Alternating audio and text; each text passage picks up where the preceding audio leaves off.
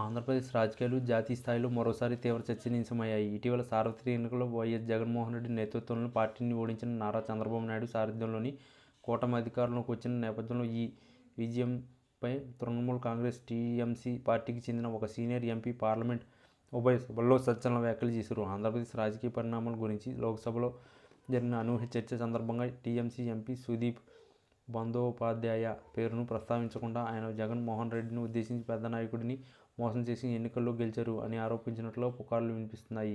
సదరు ఎంపీ చేసిన ఈ వ్యాఖ్యలు సభలో తీవ్ర దుమారాన్ని రేపాయి. చంద్రబాబు నాయుడుపై ఉన్న పాత కేసులకు సంబంధించిన అంశాలు కూడా ఆయన ప్రస్తావించినట్లు, ఈ కేసుల పట్ల కేంద్ర వైఖరి ఏంటని ప్రశ్నించినట్టు తెలుస్తుంది. గతంలో జరిగిన కొన్ని కుంభకోణాల్లో కేసుల్లో ఆరోపణలు ఎదుర్కొన్న ఒక నాయకుడిని ఎన్నికల్లో అపారమైన మెజార్టీతో విజయం సాధించి ప్రతిపక్ష నేతను జగన్మోహన్ రెడ్డిని మోసం చేసిన గెలిచారంటే ఇది ప్రజాస్వామ్యానికే పెను సవాల్ కాదా అని ఆయన వ్యాఖ్యానించినట్లు పార్లమెంట్ వర్గాలు గుసగుసలాడుతున్నాయి.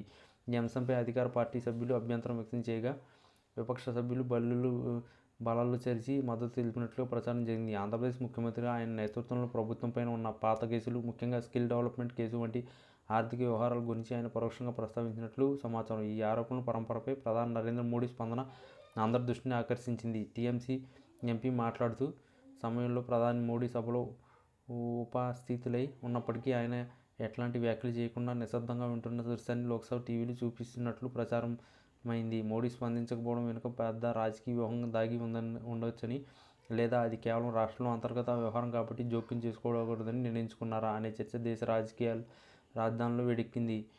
కొందరు రాజకీయ విశ్లేషకులు ఇది కేంద్ర ప్రభుత్వానికి ఉన్న సందిగ్ధతకు సంకేతమని అభిప్రాయపడ్డారు. మరోవైపు అధికార కూటమికి చెందిన ఎంపీలు ఈ వ్యాఖ్యలు తీవ్ర ఖండించారు. రాష్ట్ర ప్రజలు ఇచ్చిన తీర్పును ప్రశ్నిస్తే హక్కు ఎవరికీ లేదు. ప్రజలు అభివృద్ధికి, సంక్షేమాన్ని కోరుకుంటూ మార్పును ఆశించారు. అందుకే కూటమికి పట్టం కట్టారు. దీన్ని మోసం అనడం సరైంది కాదు అని ఒక ఎంపీ బదిలిచ్చినట్లుగా ఊహాజనంగా వినిపిస్తుంది. ఏదేమైనా ఒక ప్రాంతీయ పార్టీకి చెందిన ఎంపీ ఆంధ్రప్రదేశ్ ఎన్నికల ఫలితాలపై పార్లమెంట్లో ఎంతటి తీవ్రమైన ఆరోపణలు చేయడం, ఆ వెంటనే ప్రధాని మౌనం వహించడం ఆ పరిణామాలని జాతీయ రాజకీయాల్లో మరోసారి ఉత్కంఠతను రేపాయి. ఢిల్లీ పత్రిక రాజకీయ వర్గాల్లో ప్రస్తుతం షాకింగ్ కామెంట్స్ మరియు మోడీ రియాక్షన్ హాట్ టాపిక్గా మారాయి.